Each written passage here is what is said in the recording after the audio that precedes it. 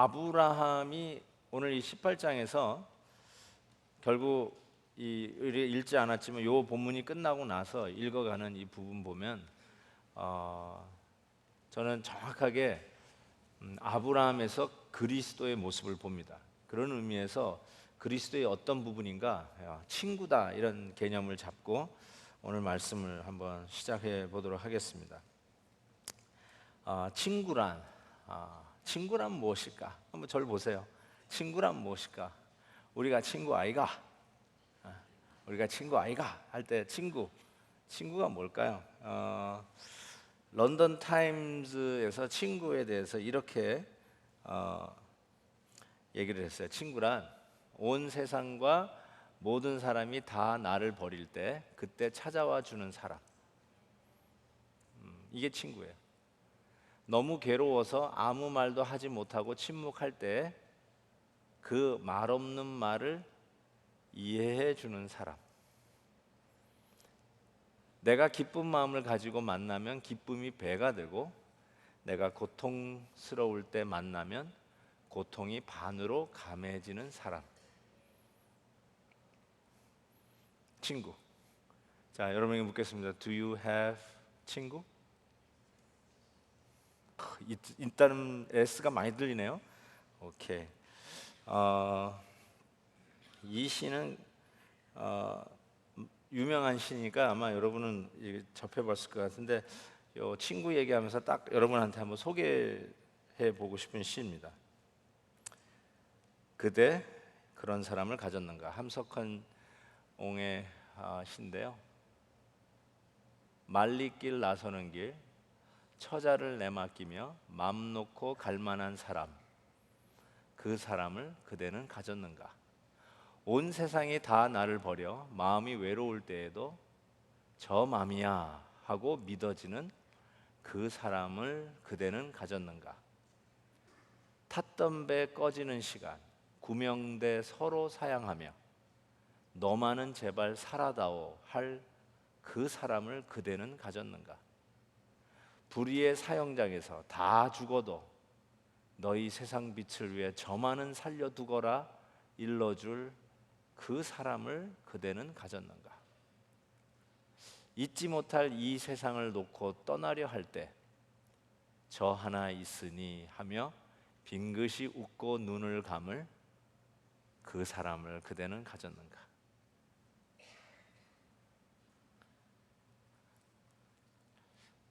제가 이 시를 읽으면서 떠오르는 사람이 있었어요. 누구라고 얘기는 안 하겠습니다. 근데 그 친구가 내 가슴에 있더라고요. 구명대를 놓고 야 네가 이거 써라. 나는 괜찮. 구명대를 줄 만한 사람을 생각해봤는데 진짜 한 사람 떠오르더라고요. 저는 있습니다. 여러분은 있으신죠? 이런 사람이 있는지? 그게 친구예요. 그게 친구라고 저는 생각합니다. 아브라함이요. 아브라함이 여러 가지의 그 이름으로 여러 가지 타이틀이 있었어요. 그는 선지자였어요. 그래서 하나님의 말씀을 전하는 자였고요. 그는 또한 오늘 이제 다음 본문에 나오는 것처럼 그 롯을 위해서 기도하는 제사장의 역할을 했어요. 그는 하나님의 제사장이었어요. 근데 실은 그 모든 타이틀보다 가장 멋진 타이틀, 제가 정말 이 말씀 준비하면서요 처음으로 제가 이 말씀을 수도 없이 읽고 묵상하고 또 설교도 많이 해봤지만 이번에 처음으로 너무너무 부러운 거예요. 뭐가 부럽냐면 아브라함을 하나님의 친구라고 부르더라고요. 하나님의 친구. 야, 정말 이게 너무 부러웠어요. 역대하 20장 보면요, 우리 하나님이시여 전에 이 땅 주민을 주의 백성이 하나님 이스라엘 앞에서 쫓아내시고 그 땅을 주께서 한국말로는 사랑하시는 아브라함의 자손에게 영원히 주지 아니하셨나이까. 근데 여기 영어 번역 그 밑에 제가 NIV 번역을 보냈으니까 거기 보면 뭐라고 되어 있냐면 아브라함 your friend. 한국말 번역하고 영어 번역이 좀 다른데요. 영어 번역이 원어에 가깝습니다. 사랑하는 아브라함이 아니라 당신의 친구인 아브라함이에요. 그래서 이 아브라함에게 붙은 타이틀이 하나님의 친구라는 거. 또 이사야 41장 9절에 보면 그러나 나의 종 너 이스라엘아 내가 택한 야곱아 나의 뭐요? 친구 혹은 우리의 멋있는 말 벗 나의 벗 아브라함의 자손아 이렇게 얘기하고 있어요. 그러니까 아브라함의 타이틀이 하나님의 친구였는데 이거보다 멋진 타이틀이 있었을까? 이거보다 신나는 타이틀이 있을까? 여러분 멋있지 않아요? 하나님이 여러분을 향해서 너 내 친구야 이러면 기분 되게 좋지 않겠어요? 하나님이 경상도 사투리를 한다면 니네 친구 아이가 딱 그러면 기분 되게 좋지 않겠어요? 전라도 사투리는 어떻게 합니까? 우리 거시기 아이가 아니 지금 죄송합니다. 이 사투리를 잘 못해가지고 어쨌든 여러분 생각해 보세요. 이게 얼마나 멋있는 타이틀이에요. 정말. 근데 친구를 예수님께서 정의를 하셨어요. 성경에 요한복음 보시면 너희는 내가 명하는 대로 행하면 곧 나의 친구라. 이제부터 너희를 종이라 하지 아니하리니 종은 여기 이제 힌트가 있어요. 종은 주인이 하는 것을 알지 못함이라. 그런데 종은 모르는데 슬레이브 노예는 몰라요. 그러나 너희를 친구라 하였노니 내가 내 아버지께 들은 것을 다 너희에게 알게 하였습니다. 이게 친구와 종의 차이예요. 종은 몰라요. 주인이 뭘 하려고 하는지 잘 몰라요. 근데 친구는 알려줘요. 내가 뭘 하려고 하는지 알려준다고 말씀하고 있습니다. 그래서 실은 그 친구라는 것은 여기서 보면 하나님도 자기의 속을 터놓고 싶은 대상이라는 거예요. 우리가 친구를 만나면 가슴을 열잖아요. 친구를 만나면 속에 있는 이야기를 하잖아요. 근데 하나님도 너가 내 친구다라고 할 때 하나님도 당신의 속을 이야기한다는 거죠. 지금 예수님께서 지금 요한복음에 그 얘기를 하고 있는 거죠. 친구를 만나면 뭐 고등학교 동창을 만나면 여고 동창생을 만나면 왜 그렇게 좋을까?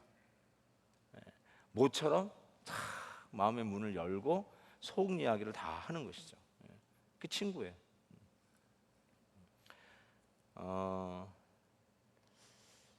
목회자들에게도 친구가 있으면 좋겠다는 생각 참 많이 합니다.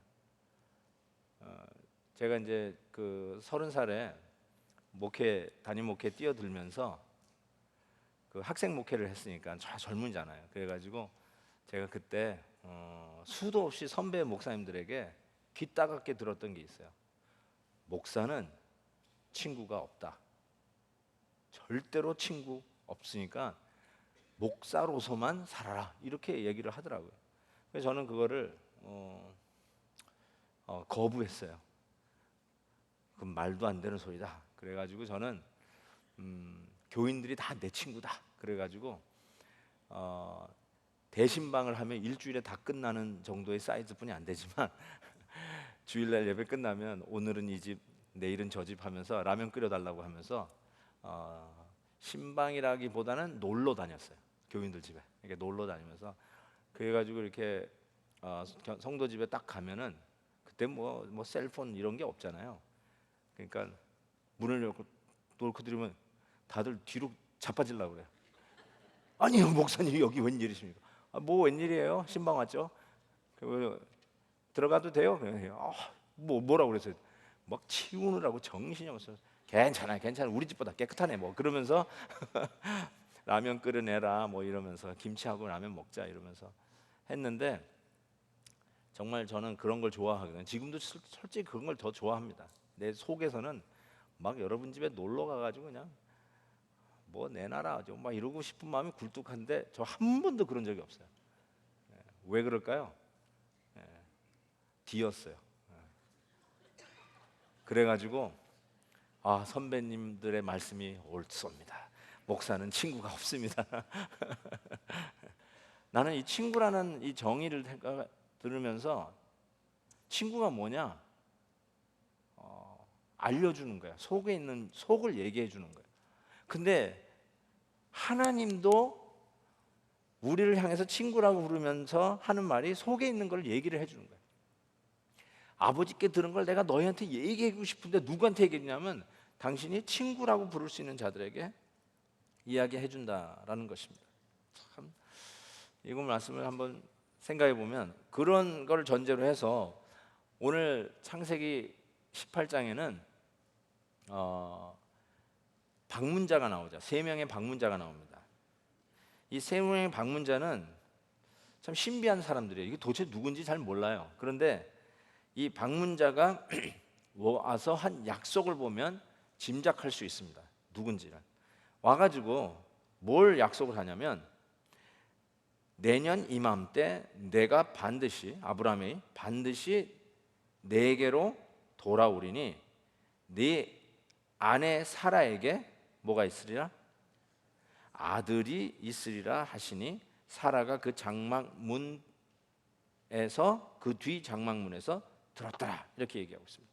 그러니까 내년 이맘쯤에 아들이 있을 것을 이야기합니다. 그러니까 이 약속은요, 여러분 생각해 보세요. 시간까지 얘기하는 거예요. 그냥 너는 앞으로 10년 안에 애가 있을 것이다 이런 게 아니라 내년 이맘에 아이를 낳을 것이다 라고 이야기를 했어요. 그러니까 이거는 그 당시의 입장에 생각할 때 하나님만 알 수 있는 얘기 아니에요? 하나님만 알 수 있는, 사람이 할 수 있는 얘기가 아니잖아요. 아까 우리가 읽었던 것처럼 아브라함이나 아내는 다 경수가 끊어지고 기능이 다한 상태였어요. 아이를 가질 수 없는 불가능한 몸이었어요. 그런데 하나님 내년 이맘에 아이를 낳으리라. 이거는 하나님만이 하실 수 있는 말이라는 것을 우리가 짐작할 수 있습니다. 그런 의미에서 이 방문자의 비범함이 나타나는데 아까도 얘기한 것처럼 하나님만이 할 수 있는 약속을 한 점이 그 첫째요. 두 번째는 사라의 숨은 웃음까지도 알아챕니다. 15절에 보면 사라가 두려워서 부인하여 이르되 내가 웃지 아니하였나이다. 그랬더니 아니다, 네 웃었다. 딱 그러는 거예요. 난 이거 보고요. 처음에 이 부분을 이제 공부하면서 할 때는 하나님 되게 치사하시다 이런 생각을 했어요. 그런 거 있잖아요. 당신 그랬잖아. 그랬더니 나 안 그랬는데요. 딱 그러면 되게 저나 여러분 같이 교양 있는 사람들은 속으로 그랬으면서 알았어요 이래요. 알았어요 그래요. 근데 하나님은 나 안 그랬는데 그랬더니 웃기고 있는데 너 했어 이렇게 하고 지적을 하는 거예요. 좀 치사하죠 하나님. 예? 나 안 웃었는데요? 아니야 너 웃었어. 딱 지적하잖아요. 여기 굉장히 중요한 포인트인데 하나님이 너 웃었다는 걸 지적해요. 그러니까 뒤에서 장막 뒤에서 몰래 웃은 것까지도 알고 계셨어요. 비범한 거예요. 자, 그 다음에 또 다른 거는 그 장막 뒤에서 이 방문자와 자기 남편이 주고받는 얘기를 들으면서 속으로 생각했어요. 무슨 속으로 생각하냐면 내가 노쇠하였고 내 주인도 늙었으니 내게 무슨 즐거움이 있으리요. 여호와께서 아브라함에게 이르시되 사라가 왜 웃으며 이르기를 내가 늙었거늘 어떻게 아들을 낳으리요 하느냐. 오 마이 갓. 속으로 생각만 했는데도 그 생각을 그대로 읽고 있는 이 신비한 방문자들, 틀림없이 비범한 방문자였고 하나님이었다라는 것을 우리가 알 수 있습니다. 왜 이들이 방문했는가? 여러분, 이 비밀을 알려주잖아요. 지금 하나님의 친구라고 하는 아브라함에게 속을 얘기해 주는 거예요. 앞으로 일어날 일을 얘기를 해주잖아요. 지금 방문의 목적은 약속의 어쩌면 재확인이라고 할 수 있습니다. 지금 계속해서 여러분 우리가 지난 창세기 17장도 그렇고 창세기 15장도 그렇고 하나님이 자꾸 언약을 맺으세요. 자꾸 재확인하세요. 약속을 확인해 또 재확인해 또 확인을 하시는 이 모습을 보는데 오늘에서도 또 그거를 확인하세요. 다시 재확인하시면서 이번에는 다음 해 이맘쯤에 시간까지도 말씀을 하시면서 재확인하시는 것을 보게 됩니다. 여러분 왜 이렇게 자꾸 확인을 하실까요? 그 이유는 우리가 잘 믿지 않기 때문에 그래요. 안 믿어서 그래요. 그러니까 다시 확인을 시키시는 것 같아요.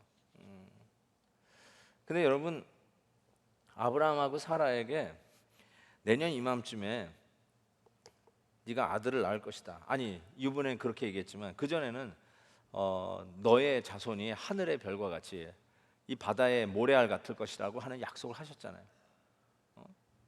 근데 그 약속을 이미 받았을 때도 몸은 거의 죽었잖아요. 거의 소위 임신 불가능하다라고 생각할 수 있는 그런 순간이었는데 왜 그것을 믿지 못했을까요? 한번 생각해 보세요. 그 굿뉴스 아니에요? 아이를 낳고 싶은 그 부부의 입장에서 생각할 때 자기 몸이 죽었어도 하나님이 너 낳을 것이다 라고 하면 할렐루야 믿습니다 그러면서 막 기뻐 뛰며 주를 보겠네 하면서 찬양을 해도 시원치 않은데 왜 자꾸 의심했을까요? 왜 자꾸 그걸 믿지 못했을까요? 그래서 왜 하나님은 또 나와서 또 재확인해 주시고 또 제 언약을 또 하시는 걸까요? 여러분이 믿지 못하는 이유 중에 하나가 있다면 예를 들어서 우리에게 적용합니다. 우리가 왜 복음을 잘 못 믿을까요?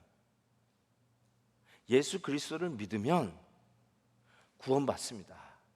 누구든지 예수 그리스도를 믿는 자는 영생을 얻는다 하셨습니다. 천국은 예수 그리스도를 믿으면 갑니다.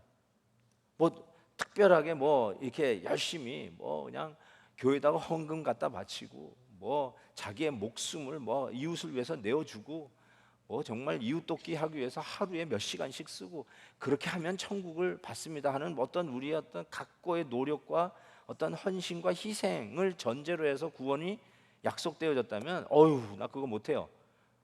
아니면 그래요? 오케이 뭐 10년 안에 하면 됩니까? 오케이. 그래서 1단계 2단계 뭐 5개년 계획 10개년 계획 탁탁탁 해가지고 어쩌면 그걸 체계적으로 하려고 하는 사람도 있을지 몰라요. 그런데 그런 게 아니라 예수 그리스도를 믿으면 구원을 받습니다 라고 하는 거예요.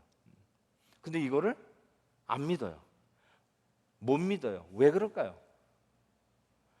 그것이 너무 어려워서 너무 컴플리케이트해서 너무 well advanced 고급 지식과 학력과 어떤 기술이 필요해서 그럴까요? 아니요. I don't think so. 어쩌면 너무 단순하고 영어로 too good to be true. It's too good to be true. 여러분 광야에서 이스라엘 백성들이 출애굽한 이스라엘 백성들이 불뱀에 물려 죽는 사건이 있습니다. 불뱀에 물려 죽었을 때 하나님 앞에 처방을 내려달라고 했을 때 하나님의 처방은 구릿뱀을 만들어 쳐들어 쳐다보면 구릿뱀을 만들어 쳐다보면 살리라. 그런데 여러분 생각해 보세요. 지금 불뱀에 물려 죽어가는 사람들에게 그 처방법을 얘기했어요. 이 구릿뱀을 보면 산다라고 하나님이 했습니다라고 했거든요. 근데 그거 안 보고 죽은 사람이 있었어요. 왜 안 봤을까요? 어려워서 안 봤을까요? 그 구릿뱀 쳐다보는 게 어려워서 안 봤을까요? 왜 안 믿었을까요? Too good to be true. Too good to be true. 저는요 복음을 못 믿는 이유가 이 복음을 듣는 사람의 IQ가 부족하거나 지식이 부족하거나 뭐 어떤 양식이 교양이 부족해서 그런 게 아니라 복음이 too good to be true예요. 너무 좋은 거예요. 너무 어떻게 보면 너무 좋아서 허황될 정도로 좋은 거예요. 복음은 그런 거예요, 실은. 우리 인간의 입장에서 생각할 때는 예수를 믿으면 구원받는다는 이 말에 예수 믿는다는 의미가 뭔지 아십니까? 제1, 제2, 제3, 제4, 제5 해가지고 딱딱딱딱 주면 오히려 더 많은 사람이 믿을 수 있을 거예요. 그래요? 그 정도요? 한번 해보죠. 뭐 한번 해보겠습니다. 내가 아예 그냥 한 달을 산에 올라가가지고 한번 그 1단계에서부터 5단계까지 한번 해보겠습니다. 굉장히 몰입해 있다는 거예요. 이게 엄청난 모티베이션이에요, 여러분. 근데 그런 거 안 해도 돼요. 그런 거 안 해도 돼요. 믿기만 하시면 돼요. 믿으시면 돼요. Too good to be true. 그래서 안 믿는 거예요. 그래서 다시 또 확인하는 것을 보게 됩니다. 어쩌면 너무 허황돼서 내가 이걸 믿었다가 실망할까 봐 그럴 수도 있어요. 너무 좋은데 이게 진짠가? 그래서 믿었다가 괜히 실망하면 어떡하지? 예를 들어서 여러분이 오늘 로또 $1 million 당첨. 그래서 여기 지금 예배 드리고 있는데 지금 이게 있는데 갑자기 부 하고 여기서 진동이 왔어요. 여보세요? 야 지금 말씀 여행 중인데 뭐야? 아빠 로또 100만 불 당첨이야. 그렇게 들었어요. 그랬을 때 여러분 어떻게 반응하겠어요? 웃기지 마 임마. 이렇게 하는 경우가 더 크지 않겠어요? 무슨 뚱딴지 같은 소리 하고 받지 않아요. 왜요? Too good to be true. 야 웃기지 마. 근데 만약에 갑자기 이렇게 여러분들 어느 분이 할렐루야 그러면서 왜 그러세요 장로님? 우리 아들이 100만 불 그럴 수 있어요 여기? 왜냐면 그랬다가 집에 갔는데 우리 아들이 장난친 거래요. 이러면 얼마나 이 얼굴이 팔리겠어요. 그러니까 안 믿는 이유가 웃기지 마 정말이야? 아니 설마 웃기지 마 막 이런 이유가 뭐예요? 혹시라도 실망할까 봐, 믿었다가 실망할까 봐. 어쩌면 저는 복음은 그런 것 같다는 생각을 자주 많이 해요. 이게 어려워서 수학 무슨 문제 푸는 어려움 난제라서 복음을 사람들이 못 믿고 안 믿는 게 아니라 첫째로 너무너무 좋은 것이기 때문에 Too good to be true. 두 번째는 혹시라도 믿었다가 실망이 더 클까 봐 안 믿는다는 거죠. 그런데도 불구하고요. 여러분 생각해 보세요. 하나님은 이런 걸 계속 약속하고 또 약속하고 또 약속하셨는데도 못한 이유가 저는 그렇다고 생각합니다. 그래서 하나님은 그럼에도 불구하고 이 아브라함에게 찾아오십니다. 아브라함이 그렇게 의심하는데도 불구하고 계속 하나님은 그를 찾아오시는 모습을 보게 됩니다. 저는 그거를 뭐라고 얘기하냐면 친구처럼 끝까지 찾아오십니다. 실망스럽다고 넌 나 친구 아니다 하고 뻥 차는 게 아니라 친구니까 끝까지 그를 찾아오시고 설득해 가시고 알려주시는 모습이 보여요. 아브라함이 의심했잖아요. 그런데도 하나님은 계속해서 내가 그 일을 이루리라 약속하십니다. 마태복음에 보면요, 먼저 17장 17절 보면 아브라함이 엎드려 웃으며 마음속으로 이르되 100세 된 사람이 어찌 자식을 낳을까? 사라는 90세니 어찌 출산하리요? 했습니다. 이렇게 의심을 했는데도 그렇게 의심하는 아브라함에게도 찾아오셨던 하나님. 그리고 실은 의심 속에 흔들렸던 가장 대표적인 인물이 물속에 빠져드는 베드로라고 얘기할 수 있습니다.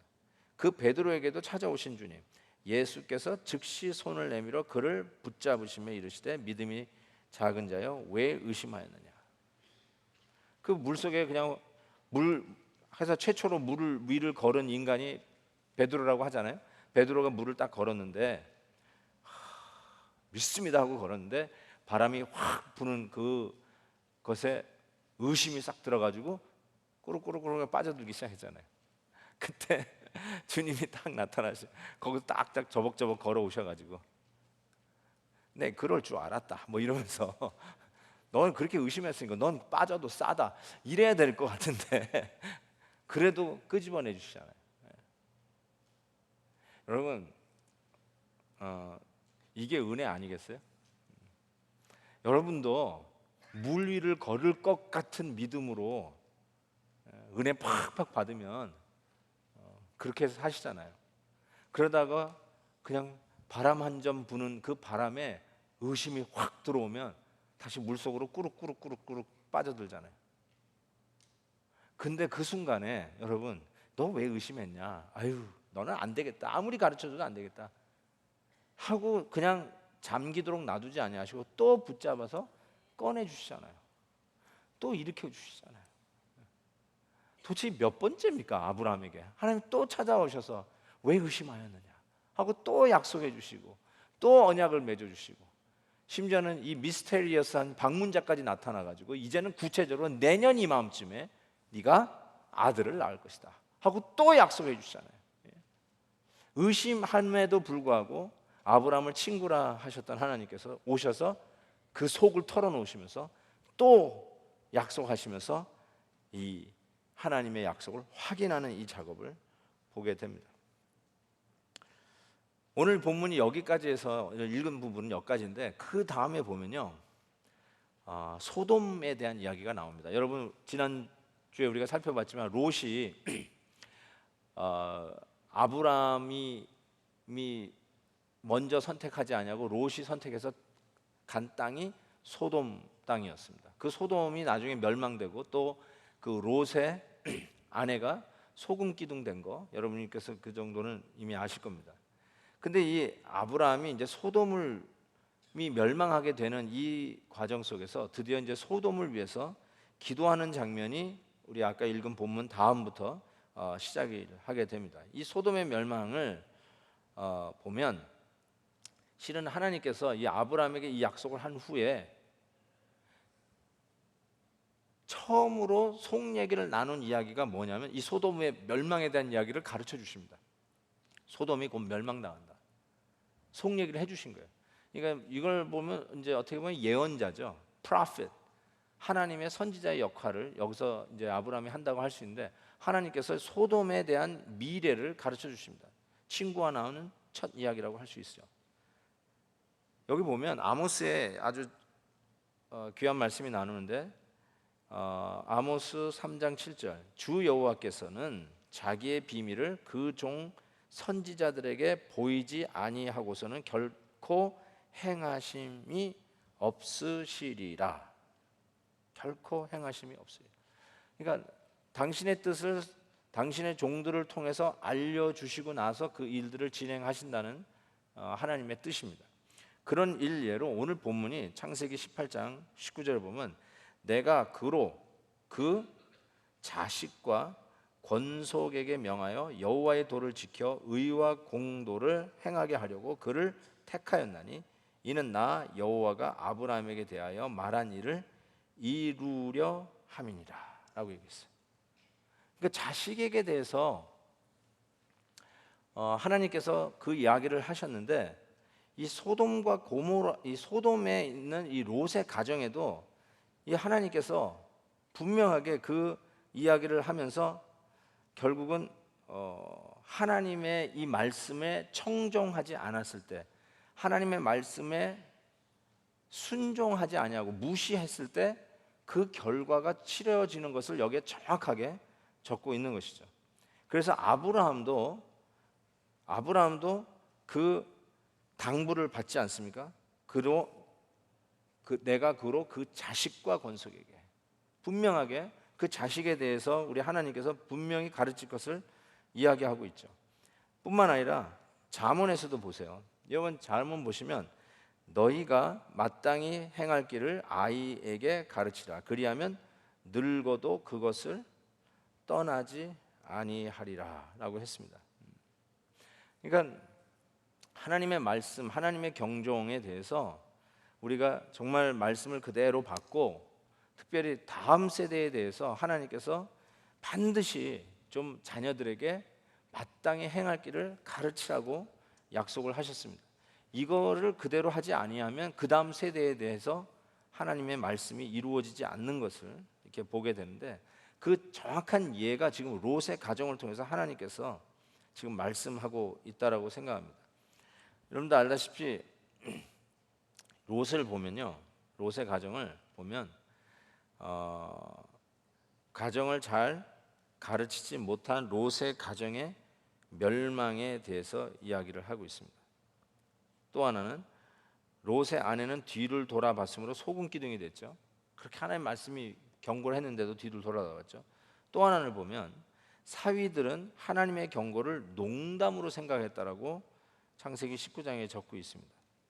또 하나는 롯의 딸들도 여전히 타락한 생각을 하고 있었던 것을 본문에서 봅니다. 완전히 세속적으로 가 있는 모습을 보게 됩니다.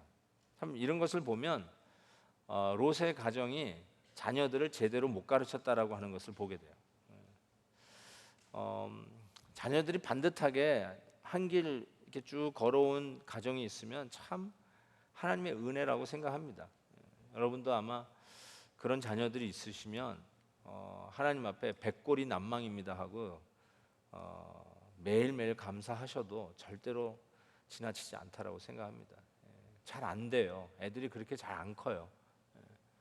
목사의 자녀들이라고 잘 크는 게 아니고요. 장로님들 자녀라고 해서 잘 크는 게 아니에요. 오히려 PK, EK 아이들이 뭐 아니면 도래요.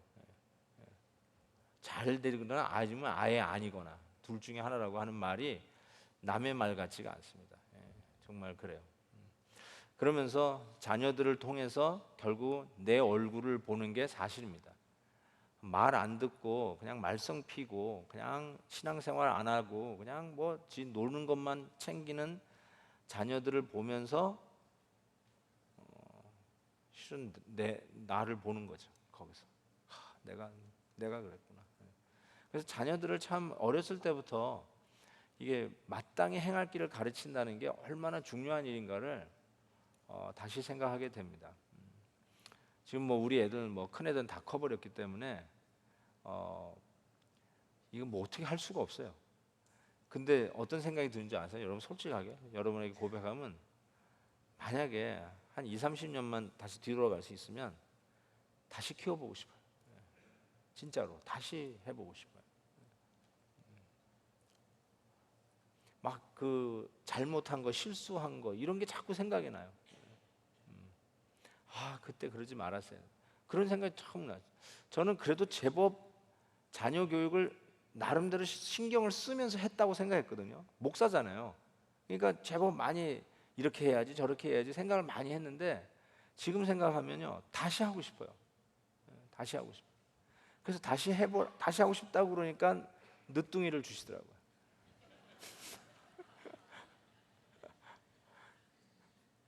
근데 또 늦둥이가 생겨야 될 것 같아. 또 다시 해보고 싶어. 고린도후서 5장 10절 11절 보면 이는 우리가 다 반드시 그리스도의 심판대 앞에 나타나게 되어 각각 선악간에 그 몸으로 행한 것을 따라 받으려 함이라. 우리는 주의 두려움을 알므로 사람들을 권면하거니와 우리가 하나님 앞에 알려졌으니 또 너희의 양심에도 알려지기를 바라노라. 심판대 앞에서 우리의 행한 대로 행한 것에 따라 심판을 받는다고 분명히 말씀하고 있습니다.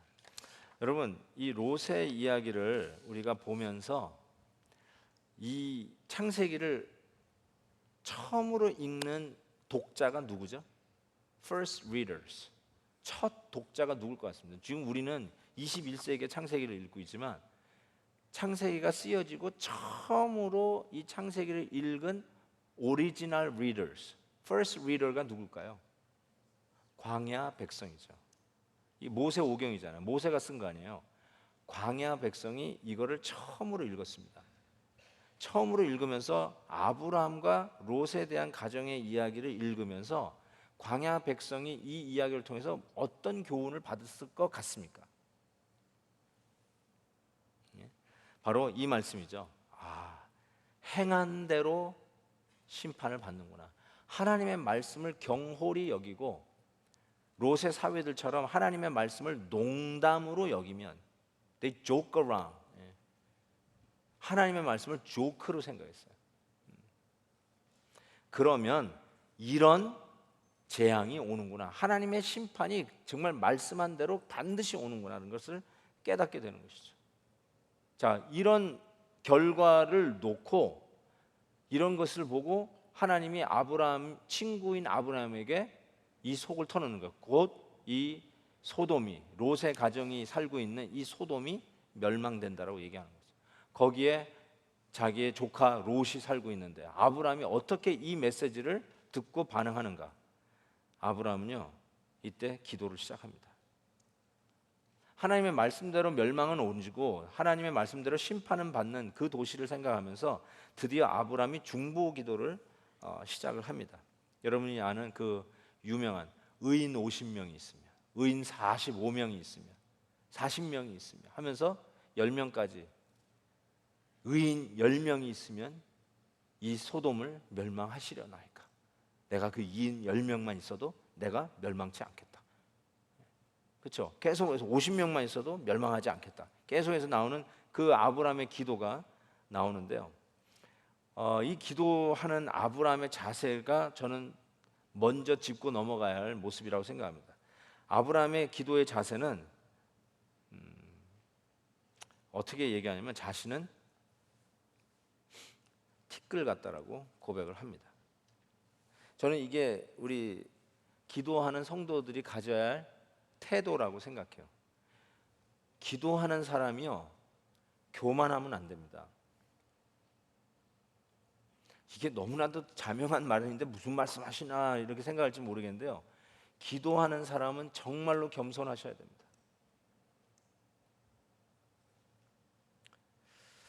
창세기 18장 27절에 보니까 아브라함이 대답하여 이르되 나는 티끌이나 재와 같사오니. 그리고 나서 이렇게 얘기해요. 감히 죽게 아뢰나이다. 그러면서 이 제사장적 기도, 저 중보라는 말을 좀 조심하게 쓰고 싶은데 워낙 우리에겐 익숙하게 쓰여진 말이라서 그냥 씁니다. 아브라함의 이 제사장적 기도를 지금 하고 있어요. 얼마나 그게 기도하는 자세예요. 그러니까 나는 실은 자기 문제가 아니잖아요. 자기가 하나님의 말씀을 어겨가지고 그 재앙을 맞게 되었을 때 살려달라고 외치는 기도가 아니라 자기를 어떻게 보면 거의 버리고 지 좋다고 눈에 보이게 하나님의 동상 같고 애굽 땅 같았던 소돔을 지가 선택해 가가지고 결국은 망하게 되는 그 상황을 보고 있는 아브라함의 입장에서 볼 때 솔직히 물론 조카지만 솔직히 쌤통이다. 그런 게 은근히 들어올 수 있거든요. 쌤통이다. 거반. 아니면 좀 더 경건하게 해볼까요? 하나님의 말씀을 지켰던 우리 가정은 하나님이 이렇게 복을 주시고 하나님의 말씀을 농담으로 여기는 완전히 세속화된 저 가정 보니까 완전히 하나님께서 이제 소위 죽사발을 내는구나. 참 안 됐다. 이렇게 생각하는 것이 어쩌면 최상일지도 모르겠어요. 그런데 아브라함이 그 하나님의 친구로 여김을 받았던 아브라함이 하나님이 앞으로 하실 얘기를 속 터놓고 얘기하니까 아브라함이 그때 하는 그 기도를 보니까 그들을 위해서 기도를 하는데 이렇게 기도하는 거야. 자기가 무슨 자격이 있어서 하나님 내가 이렇게 잘해서 나한테 참 이렇게 주셔서 참 고마운데 하나님 저를 좀 봐주셔서 살려주세요. 이렇게 얘기하는 게 아니라 나는 티끌과 재와 같으나 감히 아래입니다. 이 자세요 말이에요. 이 자세.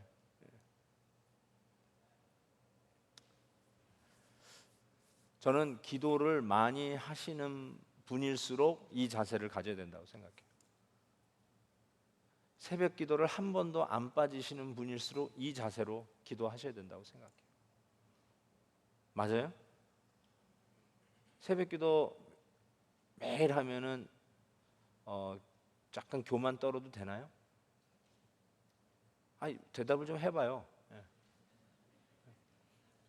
권사님들 새벽 기도 안 빠지고 나와서 기도하시는 권사님들 새벽 기도 빠지는 장로님한테 가가지고 뭐라고 그럴 거예요? 네?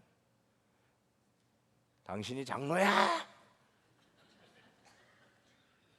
장로면 새벽 제단을 지켜야지. 그럴 수 있어요, 없어요? 장로님들 맞아요? 그렇죠? 기도하면 더 겸손해지셔야 돼요. 나는 이 정도 하는데 뭐 하고 있는 거야? 이런 생각이 조금이라도 들면 기도 잘못하고 계시는 거예요. 기도가 겸손하게 하고 하나님 앞에 납작 엎드리는 그 훈련을 하는 건데, 아니 그 훈련을 한 사람이 갑자기 기도 끝나고 나서는 어디 꼭대기에 올라가 가지고 저것들은 이럴 수가 있어요. 그러면 안 돼요. 기도는 항상 저 자세로 해야 돼요. 티끌이나 재와 같사오니. 저는 이 부분이 아브라함의 이 왜 예수님의 예표로가 되는지, 오늘 아브라함과 그리스도의 세계라고 얘기했는데 왜 그리스도의 모습이 여기서 드디어 나오는지 알 것 같아요. 야, 어떻게 저기서 가장 정말 으쓱할 수 있는 시간, 그냥 그 교만이 쑥 들어올 수 있는 시간인데 저 순간에 나는 티끌이나 재와 같사오니, 이걸 어떻게 이 고백을 했을까? 혀를 차게 됩니다. 야, 정말 아브라함이다 라는 생각까지 해보고, 이게 하나님의 은혜가 아니면 이럴 수 없다라는 생각을 해봅니다. 그래서 제가 여기서 나타나는 게 뭐가 보이냐면 예수님의 기도가 보이기 시작하는 거예요. 예수님의 기도 볼까요? 아버지께서 아들에게 주신 모든 사람에게 영생을 주게 하시려고 만민을 다스리는 권세를 아들에게 주셨음이로다. 여러분, 예수님의 기도는요, 권세 있는 기도예요. 예수님이야말로 당당하게 기도하실 수 있는 분이세요.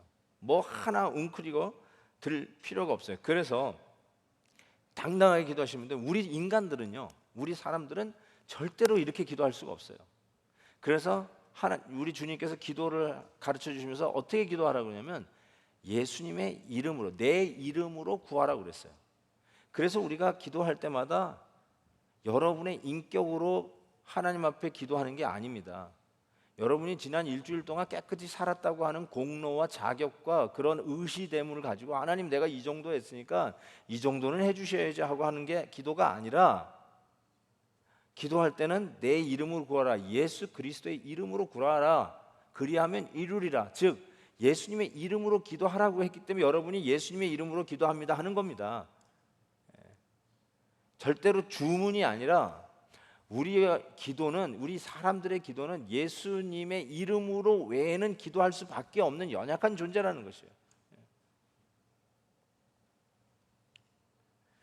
여러분, 에스겔서 14장 20절에 보면은 이런 말씀이 있어요. 비록 저기 당대의 성인, 완벽한 의인이라고 여겨졌던 세 사람을 에스겔 선지자가 꼽습니다. 비록 노아, 다니엘, 욥, 이 거기에 있을지라도 나의 삶을 두고 맹세하노니 그들도 자녀는 건지지 못하고 자기의 공로로, 자기의 공의로 자신의 생명만 건지리라. 주 여호와의 말씀이니라. 여러분, 이게 지금 무슨 말씀하는 것 같아요? 이게 지금, 자 보세요. 아브라함이 그 얘기를 듣고 롯을 살리고 싶었단 말이에요. 롯을 살리고 싶었다기보다 소돔이라고 하는 도시를 살리고 싶었어요. 그래서 아브라함이 드디어 기도를 시작한 거 아닙니까? 근데 아브라함이 10명 말고요, 10명까지 하고 그만뒀잖아요. 제가 아쉬운 게, 하나님 5명만 있으면 살려, 5명만 있으면 왜 그거 안 했죠? 아니 1명만 있으면 안 됩니까? 하고 왜 거기까지 안 가고 왜 10명에서 중단해 버렸죠? 너무너무 아쉬워. 뭐 하는 걸까요 지금? 아브라함이 지금 뭘 깨닫는 걸까요? 이 소위 아브라함의 이 제사장적 중보의 기도 속에서 아브라함이 왜 10명에서 끝났을까? 제가 자꾸 그 생각을 좀 해보게 되는데, 왜 그랬죠? 한 사람으로 하자. 한 사람만 의인이 있어도, 하나님이 만약에 이 얼바인 도시를 쓰나미를 몰고 와가지고 덮치는 것이 하나님의 뜻이라면, 그래서 저 뉴포트부터 시작해서 이 얼바인을 싹쓸이하는 것이 하나님 뜻이라고 아브라함을 통해서 얘기하실 때 아브라함이 기도를 하는 거예요. 하나님, 이 얼바인을 의인 50명만 있으면 멸하시겠나이까? 아니 50명만 있으면 내가 멸하지 않지. 40명, 30명, 20명, 10명. 그냥 한 명만 얘기하시지. 한 명이라도. 여기서 우리가 좀 깨닫는 것이 하나님이 그 마태복음이죠. 여기 마태복음 내가 적어놨나 모르겠네. 오케이. 여기서 이제 예수님의 기도하고 제가 좀 아브라함의 기도를 좀 견주어 봤는데요. 예수님의 그 겟세마네의 기도가 꼭 지금 아브라함이 소돔을 위해서 하는 기도와 같다는 생각을 많이 해보게 됩니다. 창세기 19장에 보면 하나님이 그 지역의 성을 멸하실 때, 곧 롯이 거주하는 성을 엎으실 때, 여러분 보세요. 하나님이 아브라함을 생각하사 롯을 그 엎으시는 중에서 내보내셨더라. 이 표현이 있어요. 아브라함을 생각해서 롯을 내보내셨어요. 소돔은 멸망했는데 롯은 살려주셨어요.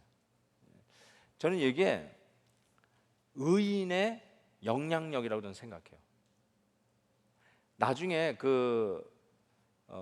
예수님께서 비유문에 그 알곡과 가라지 비유가 있어요. 그 알곡과 가라지 비유에서 가라지를 뽑으리까 그랬더니 아니라고 그랬어요. 언제까지 놔둬라? 추수할 때까지 놔두라 그랬어요. 왜냐하면 알곡을 다치지 않게 하기 위해서. 자, 그래서 어쩌면 저는 이걸 이렇게 해석합니다. 여러분, 이 얼바인의 유황불이 안 떨어지고 뉴포트에 쓰나미가 오지 않는 이유는 아직 오지 않는 이유는 하나님을 경건하게 믿는 성도들 때문에 그래요. 아멘이 없네요. 비행기 타고 어디 갈 때 이 비행기가 안 떨어지는 이유는 어쩌면 하나님께서 그 안에 있는 그 의인 때문에 놔둘지도 몰라요. 생각 같아서는 12번이라도 그냥 다 떨어뜨리고 싶은데 그 안에 타고 있는 의인 때문에 안 떨어질지도 몰라. 그래서 제가 비행기 탈 때마다 이렇게 뒤돌아보면서 혹시 의인 한 명 없나? 그 사람 때문에 나도 살아야지. 그런 마음이 생겨요. 좀 좋은 사람이 있으면 나는 그 사람 때문에 안 떨어지겠지. 여러분, 그게 의인의 어쩌면 하나님이 주시는 힘인 것 같아요. 왜 우리가 이 땅에 복음을 전하고 왜 우리가 이 땅에서도 말씀대로 살려고 몸부림쳐야 되는가? 의인의 선한 영향력을 하나님이 기대하시는 거죠. 그런데 자, 여기서 중요한 게 아까도 노아나 욥이나 다니엘이 있어도 안 된다고 그랬어요.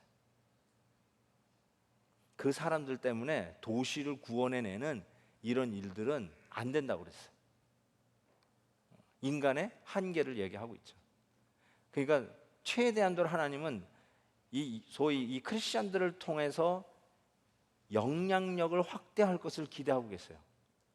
그런 의미에서 도시를 세이브하고 그런 의미에서 사람들을 지키시고 어쩐 의미에서는 악인들이 의인 때문에 사는 것도 마찬가지지만 저는 우리 성도들이 악인 때문에 고난을 당하면서 같이 살아요. 실은 그게 더 맞는 말일 거예요. 왜 알곡을 이 가라지를 왜 뽑지 않고 알곡 그냥 놔두고 알곡하고 그냥 놔두냐? 알곡이 가라지와 같이 더불으면서 실은 고생을 더 많이 합니다. 그럼에도 불구하고 왜 알곡을 그대로 놔두냐면 그 알곡의 영향력으로 가라지가 있는 밭도 혹 변할 수 있을 그 가능성을 두고 하나님이 계속해서 은혜의 시간들을 연기하고 계시는 것이죠.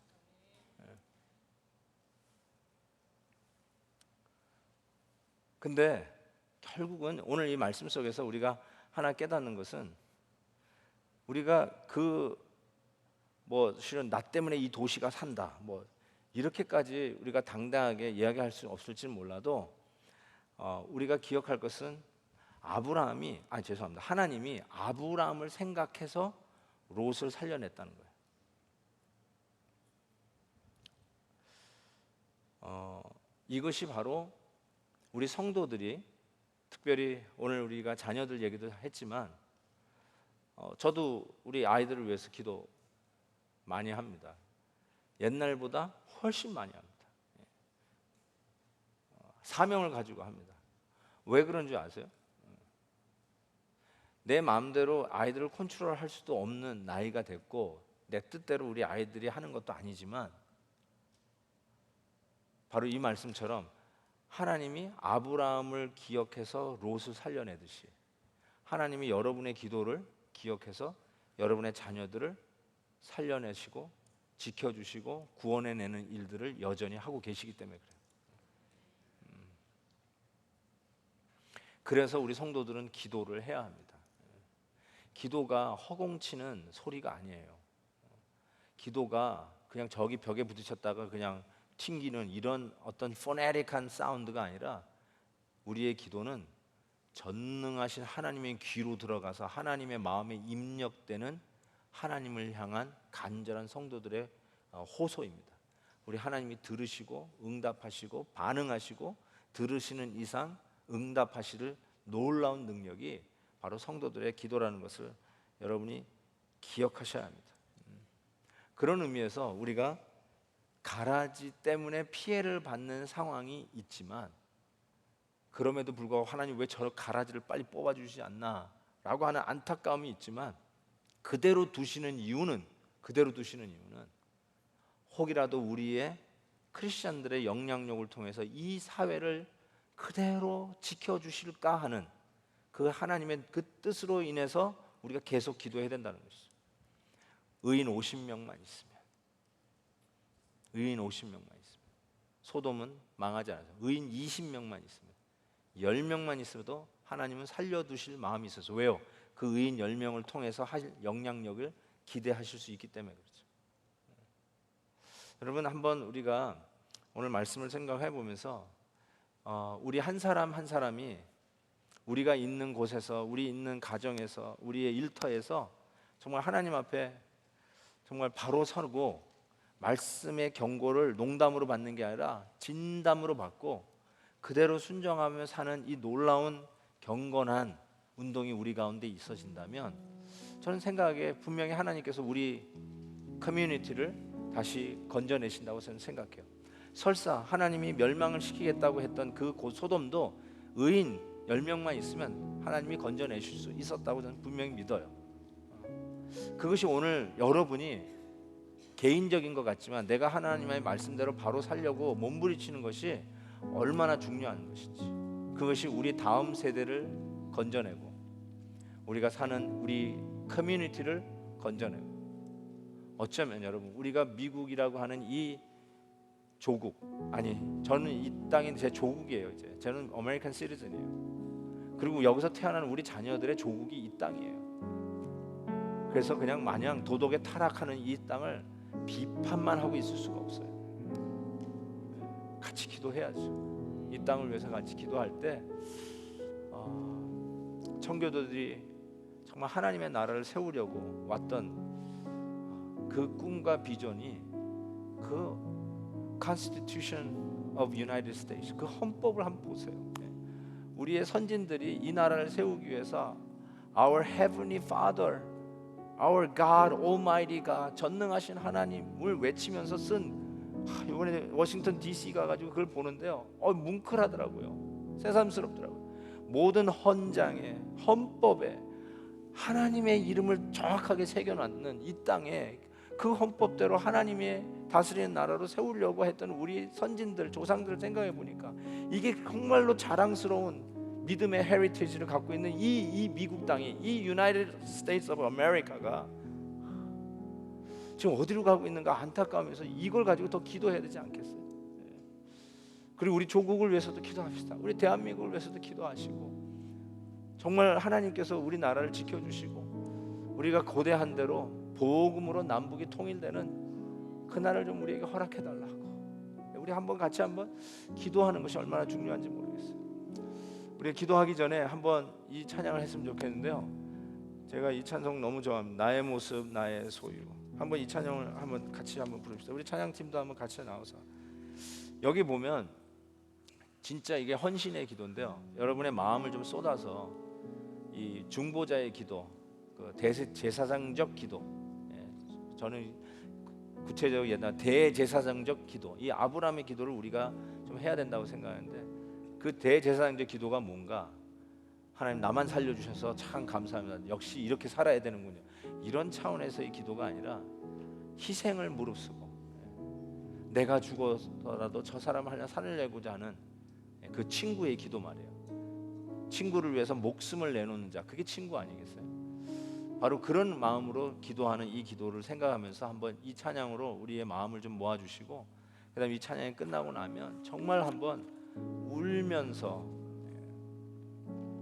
통곡하면서 땅을 치면서 이 나라를 위해서 기도해 주시고, 우리 조국을 두고 온 조국을 위해서 기도해 주시고, 우리 다음 세대들을 위해서 기도해 주시고, 그리고 우리 자녀들을 위해서 기도했으면 좋겠어요. 저도 우리 자녀를 위해서 기도했으면 좋겠어요.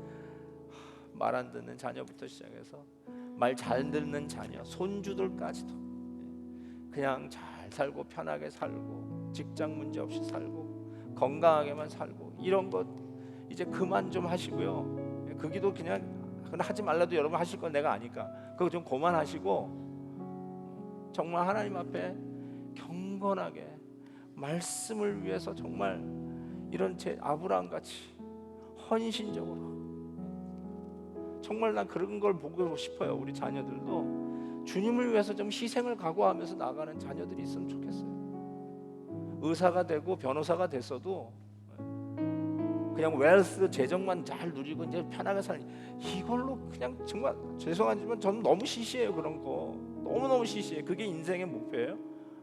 그런 거라도 하나님을 위해서 정말 드리고 헌신하고, 아니 하나님이 부르시면 그것도 초계와 같이 버리고 정말 하나님 앞에 늠름하게 나가는 그런 다음 세대를 너무너무 보고 싶어요.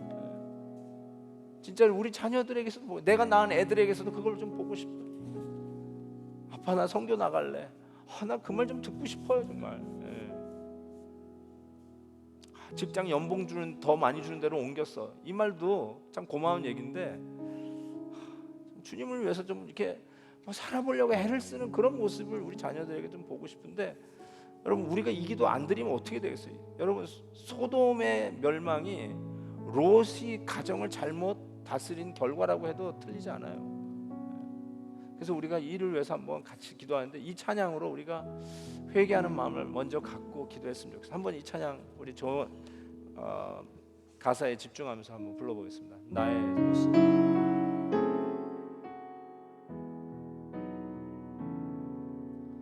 나의 모습, 나의 소유, 주님 앞에 모두 드립니다. 모든 아픔, 모든 기쁨, 내 모든 눈물 받아주소서. 나의 생명을 드리니 주 영광 위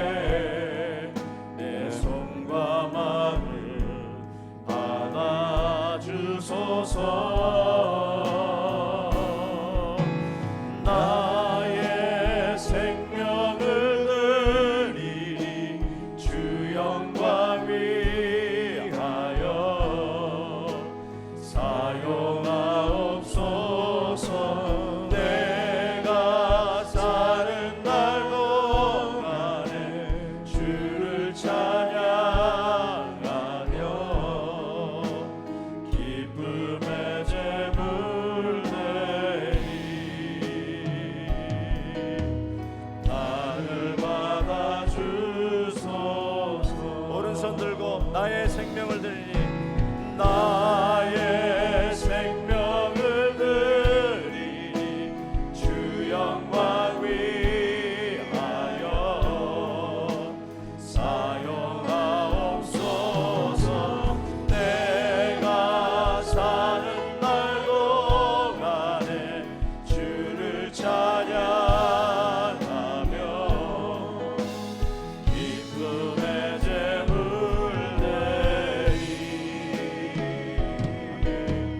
나를 받아주소서. 자, 이 시간도 우리 무릎을 꿇읍시다. 무릎을 꿇으십시다. 바닥으로 좀 앉았으면 좋겠어요. 계속 불도 좀 낮춰주시고 우리 기도하는 시간 좀 갖겠습니다. 오늘 말씀처럼